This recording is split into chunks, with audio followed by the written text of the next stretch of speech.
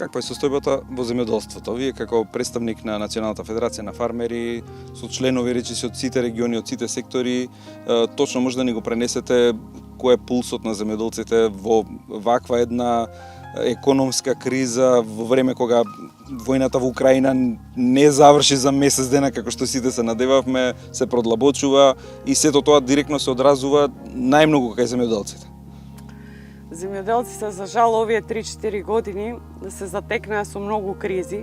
Првен нели ковид кризата на која што наидовме сите на проблемите, кои што ги дискутиравме во минатите некои интервјуа, енергетските кризи, сега и ова воената криза која што, еве, како што рековте, не прекинува и нема крај.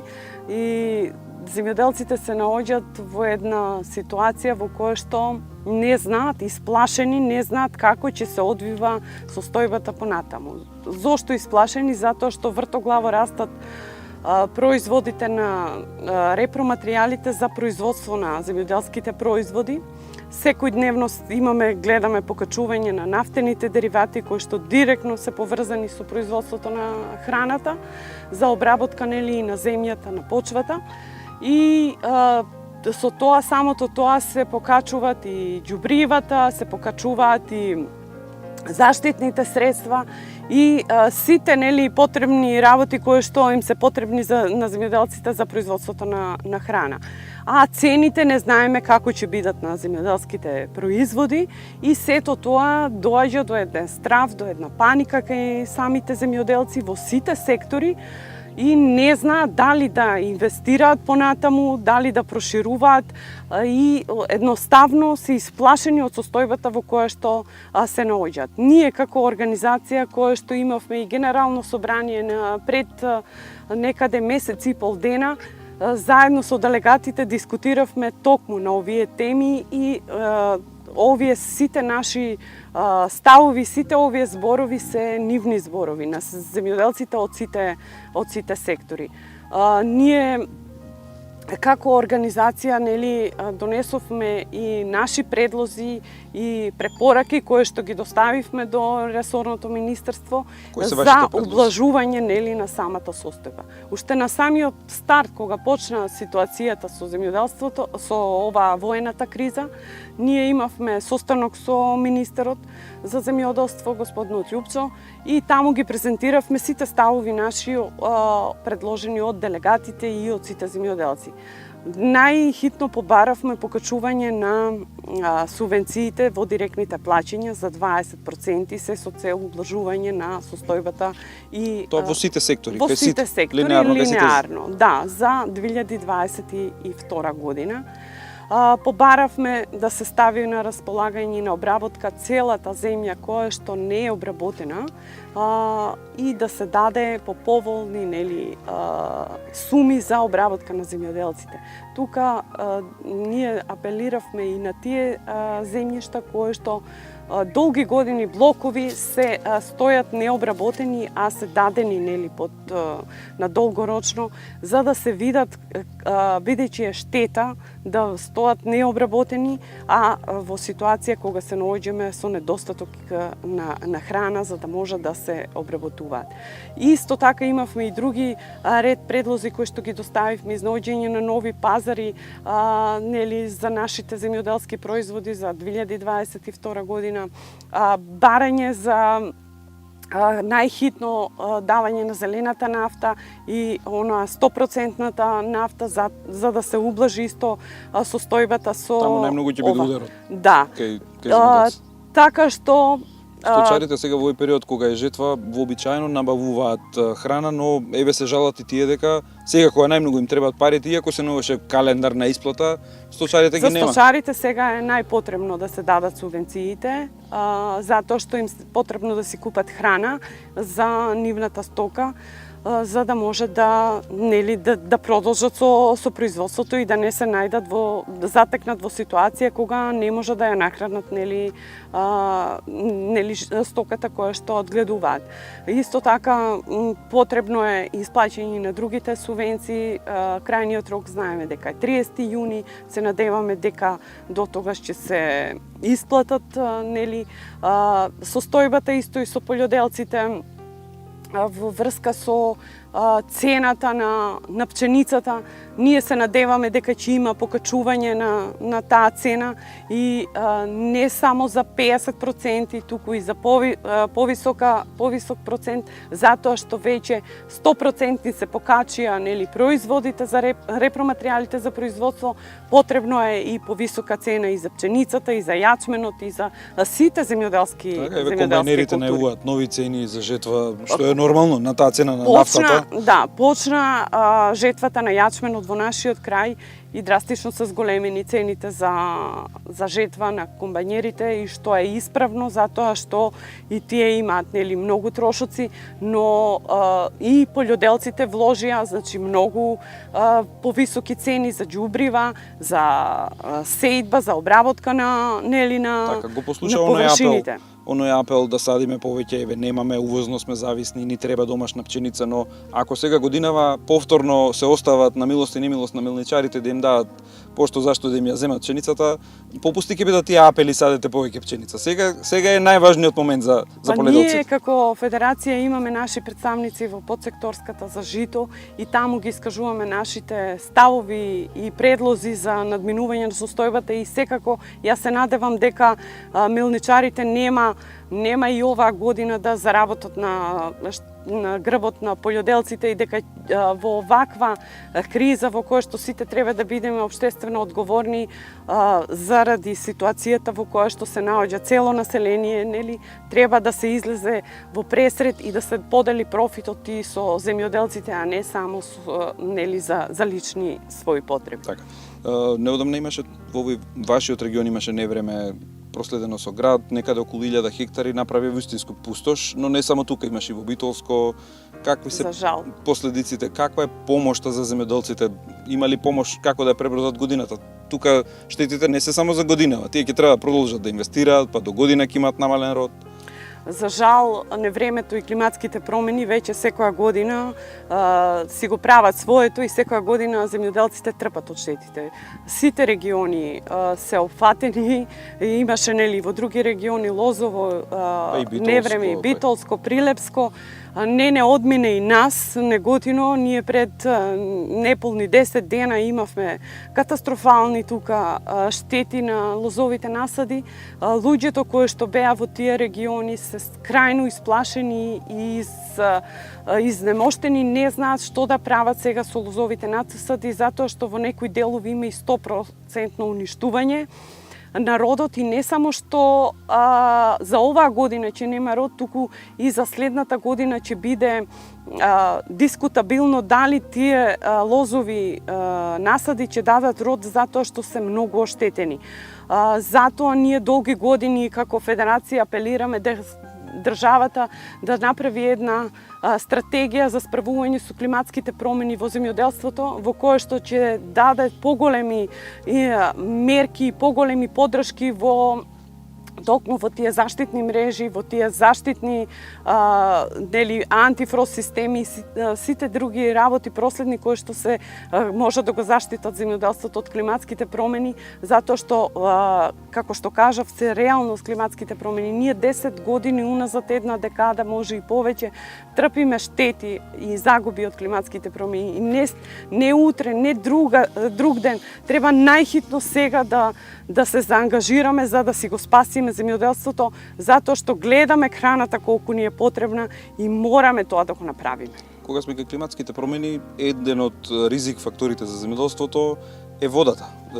Тука можеби на времето кај ќе фати се одредени локални појави, но со водата проблемот е толку драстичен, толку масовен. Еве во овој дел во Тиквешијата доскоро стравувавме Тиквеш како ќе биде наполнет. Еве се поднаполни Тиквеш, но сепак не е решен проблемот до крај. Има зони кои што еве во Тиквешијата се нарекуваат горни зони кај што треба да се испумпува водата.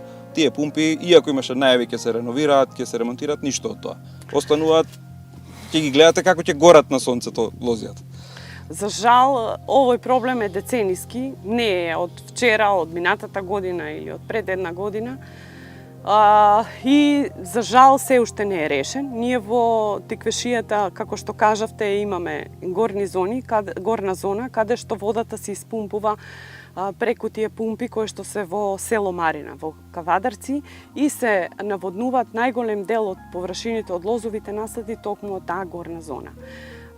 Знаеме дека не функционира, тоа сме го зборели и претходните години, и еве и оваа година е ситуацијата иста, се нешто се ремонтираат, се поправаат, но ситуацијата Тоа е решение од ден за ден. Тоа е ден за ден. За жал се уште нема вода во тој дел каде што е Лепово, каде што се најголемите плантажи на лозови насади, се уште нема дојдено вода, затоа што слушнавме дека има сега и некој друг огромен дефект кој што баш на таа линија води до, нели, ја носи водата. И не знам што да ви кажам, значи јас како председател на Федерација на фармери, си како и како лозаропроизводител сум крајно изморена од секој дневно и секоја година истите апели и истите зборови, затоа што жално е од физички фактор, од човечки фактор, се извинувам, да трпи земјоделството. А тоа е затоа што се ненавремено санирани дефеците, ненавремено ставени во функција водоводните мрежи, и сега ние кои што сме инвестирале огромни средства во подигање на тие насади, си плаќате вода, водарина, без разлика дали се лозови или овошни, затоа што од тој систем се засегнати и општина Градско, и Росуман, и други, нели, општини каде што се произведува и овоштарство. Жално е да во вакви енорми горештини и топли лета да нема вода. Не знам како ќе биде, има најави дека ние сме секојдневно во комуникација со водостопанство, со, нели, Тиквеш, и има најави дека во скоро време ќе се санират тие дефеци. Среќа е што баш токму кога беше и невремето заврна и огромни количини на дош, па лозовите насади малце ќе добиете на време. Се освежија. И се надеваме дека нема да се затекнеме во ситуација како минатите години, кога е најтопло и кога најтреба за производство на грозието и на другите земјоделски култури ние да немаме вода. Еве, моментално се наоѓаме во атарот на село Тимјаник, каде што е подолна зона овој регион. Тука, како да кажам, кога тука е добро и не сме имале проблеми до сега со наводнување, но тие региони мора да се стават во функција. Не се мала површина. Па не се мала, значи тоа се огромни површини во кои што можеби третина од Тиквешијата зависи од тие пумпи, да, од тие пумпи. Па имаме тука во нашето село Атар, во село Тимјаник, исто така и Венец, зависат од тие пумпи, тие што се лозови насади под горна зона. И да немаме уште повеќе загуби на земјоделското производство, апелираме најхитно да се санираат сите дефеци и да се обезбеди вода до секоја површина на луѓето да може да се наоѓаат со пумпи, со мотори, така ама на оваа цена, значи, до каде може тоа да трпи производство? Катастрофално е, значи се снаоѓаат со тоа што влечат вода од долна зона, од отворените канали, со пумпи и со агрегати. Тоа е едно што е дополнителен трошок, друго е и мака и губење на време. Тие пумпи работат на нафта и на бензини. Нафтата спомнавме дека се покачува секојдневно, и бензините, и сето тоа ствара дополнителен трошок, а цените на грозието гледаме дека остануваат исти. И најавите за нивно покачување се за нас како лозари нели не знам, недостижни. Ние како лозари долги години апелираме дека цената на грозјето, на винското грозје е иста, веќе 20 години, а сите репроматеријали се покачија, па замислете оваа година со дупли покачени, не 50, туку 100% покачени, нели, репроматеријали за производство на грозје, да остане истата цена, откупна цена. Тоа би било катастрофално за земјоделството, за лозарството и ние апелираме не да се покачи 50%, туку и 100%, бидејќи еве и 20 денари да е килограм грозје, ништо не добиваме затоа што веќе производната цена ни се качи. Ние пред 3 години имавме 16 денари производна цена, сега имаме и над 20. Дополнително што и тие 20 кога би се договориле на 20 додека да ги земат, која ќе им биде вредност? Па тоа е дополнително. Ние како членови на подсекторската група за вино, токму овие денови на состаноците тоа го дискутираме со винариите и за жал нема расположение за покачување на цената. Ние од Федерација го добивме измени на законот за вино во кое што се спремат некои нели измени и наши предлози ќе доставиме на следниот состанок. Исто нашите членови од Федерација, лозарите бараат исплата на грозјето за 7 дена, не како што стои во законот за вино за 180 дена, туку за 7 дена, затоа што веднаш ние ги плаќаме и заштитните средства, веднаш ги плаќаме џубривата, нафтата веднаш ја плаќаме и така да сметаме дека и грозјето треба да ни се плате, да се плате веднаш. Вака ги кредитирате винариите. Така е, значи и тука ќе дадам и еден апел кога се наоѓаме на темата на лозарство до сите наши лозари, затоа што морам да признам дека состојбата во која што се наоѓаме, сите сме виновни, и лозарите, и винарските визби, а секако и државните институции кои сето тоа треба да го регулираат. Но тука ќе се обратам до нас, до самите лозари, затоа што ние долги години действуваме неорганизирано, нездружено и не единствено. Зошто го зборам ова? Моментално во подсекторската група за вино единствено здружение земјоделство, лозарско, кое што ги исполнува условите да членува во таа подсекторска група сме ние Национална федерација на фармери. Другите здруженија апелирам да се ги исполнат условите и да можат да влезат во таа подсекторска група, да бидат социоекономски партнер.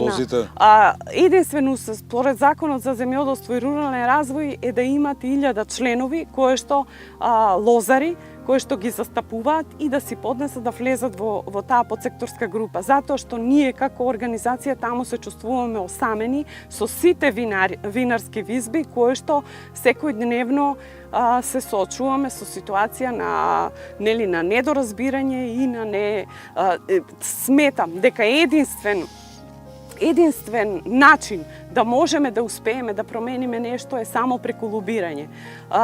Протестите да, но тие се крајно нужни.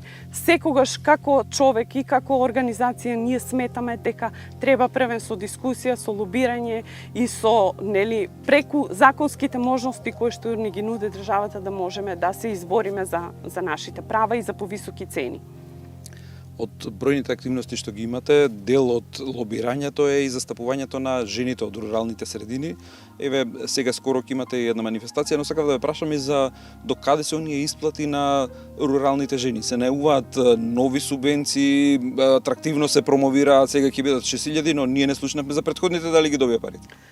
Да, значи мерката 115, популарната мерка 115, која што ние како Национална федерација на фармери силно лобиравме за да се сменат тие критериуми кои што беа внесени пред 2019 година и успеавме во измена на тие критериуми. Мерката на таа мерка 250 жени во 2019 година кои што аплицираа добија грант од 3000 евра и тие договори ги подпишаа минатата година во мај месец, односно 21 година.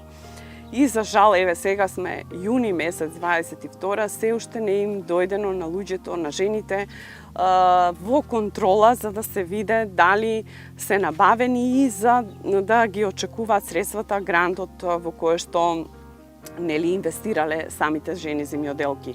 Затоа апелираме, затоа што тие самите жени за да ги набават средствата мора да подигнат кредити, веќе е поминато подолго време во кое што тие ги плаќаат каматите, а ги очекуваат средствата нели побрзо. Сметам дека не само оваа мерка, сите мерки кои што се и од националната програма и од ИПАР програмата дека требат побрзо да се спроведуваат, се со цел да не се наоѓаме во ситуација да не можеме да ги реализираме, ние земјоделци да не можеме да ги реализираме инвестициите, затоа што и нагло се зголемуваат и цените на производите, ако поминуваат подолг период од аплицирање до реализација, тоа значи дополнителен трошок. Со тоа се соочија и токму и овие жени земјоделки затоа што аплицира по едни цени за набавка на продуктите во кои што аплицирале, а потоа кога требаше да ги купат затоа што помина подолго време, тие се покачија и сето тоа доаѓа на трошок на самите земјоделки. Ќе се обескребат, лоша порака се праќа вака. Затоа, токму и тоа е и апелот до институциите да значи понавремено да се мерките се добри, сите се добри кои што се пуштат нели за можат да аплицираат земјоделците, но апелираме тие да бидат понавремено за да знае земјоделецот што да прави, дали да инвестира, дали што да ако чека подолг временски период се губи надеж, се губи мотив и така да е во една неизвестна ситуација. Која е целта на оваа јуфкијада, што ја правите веќе традиционално неколку години, дали полека сакате да го вратите местото на жената од руралните средини на онаму каде што ја заслужено? Национална федерација на фармери долги години организира настан кој што се вика јуфкијада, а тоа се сите наши членки од Федерација на фармери од сите региони се собираат во секоја година на различни места и сукаат јувки. Тие јувки, односно кори по наше потиквешки кажано, се донираат во хуманитарни цели зависно од тоа во кој регион се наоѓаме и каде има потреба да се донира. Целта на самата организација ни е за зачувување на традицијата. И со самото тоа да се пренесе на младите генерации, бидејќи ние имаме членки од млада генерација и за да едноставно се виде коренот од каде што ние потекнуваме и кој е столбот на тоа земјоделско семејство, а тоа е жената. Дека таа секојдневно работи и заслужува да биде вреднувана во општеството. Оваа година јуфкијада се одржува кај нас во Тиквешијата, во Неготино, во манастирот Свети Ѓорѓи. Сега ќе биде на 23 јуни. Ние ќе имаме некаде преку 80 жени од сите региони. За жал 2 години поради корона кризата ова манифестација не ја спроведевме поради мерките и сега жените едноставно на ова едва и чекаат да се видат, да се вмрежат, едноставно и да ги понудат производите кои што ги произведуваат од своите вредни раце и за да можат да остварат и дружба, а секако и да си како еден размена на идеи. Сега со овие нови законски можности за продажба од куќен праг, така, размислуваат како предприемачи полека. Да ви кажам, поголем дел од жените веќе и се регистрираа како оператори на храна за продажба од куќен праг и токму баш и на ова јуфкијада тие ќе ги изложат своите производи кои што ги преработуваат и сето тоа сакаме да укажеме дека ги поттикнуваме предприемачките способности на самата жена која што која што целиот свој живот тоа го работи, само треба да го истакне и да го промовира.